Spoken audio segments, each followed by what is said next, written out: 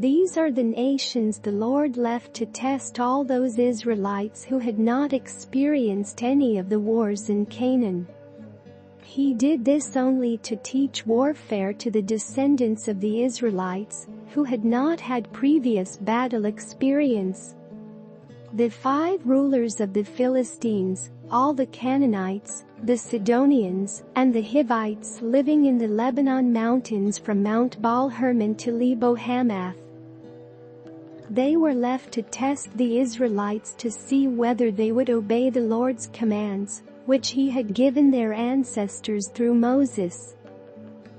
The Israelites lived among the Canaanites, Hittites, Amorites, Perizzites, Hivites and Jebusites.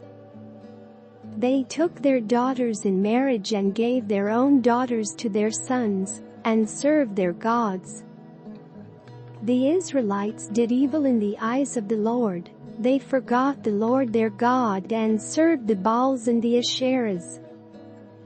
The anger of the Lord burned against Israel, so that he sold them into the hands of Cushan-Rishathaim king of Aram-Naharaim, to whom the Israelites were subject for 8 years.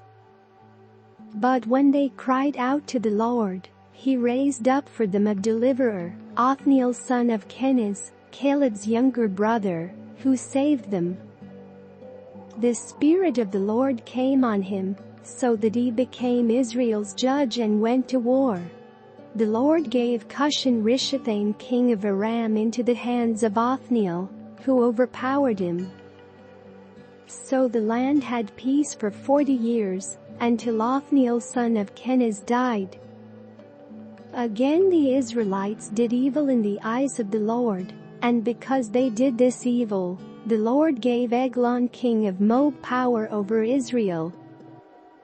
Getting the Ammonites and Amalekites to join him, Eglon came and attacked Israel, and they took possession of the city of palms.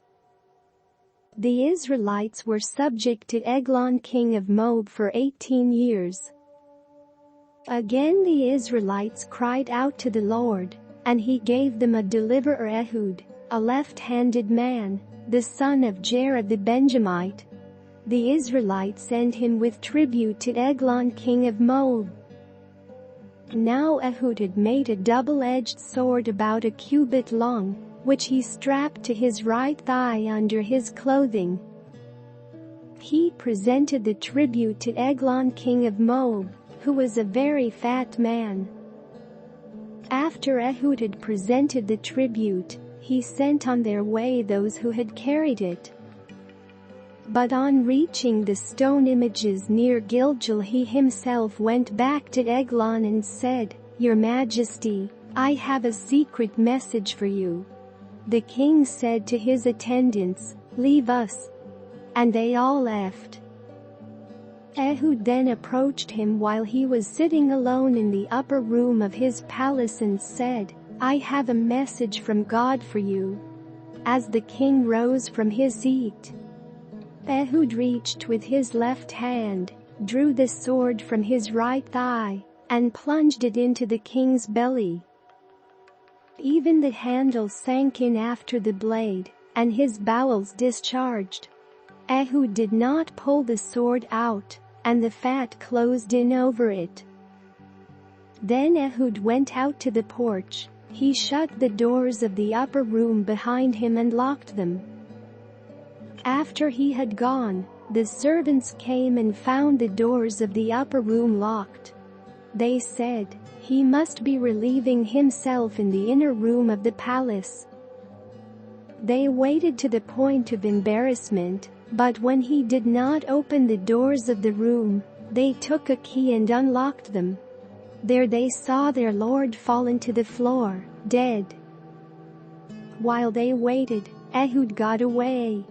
He passed by the stone images and escaped to Sarah.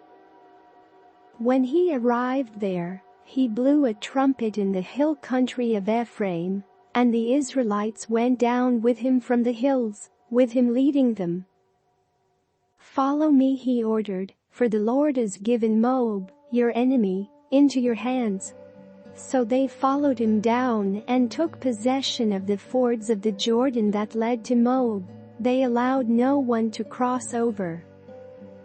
At that time they struck down about 10,000 Moabites, all vigorous and strong. Not one escaped.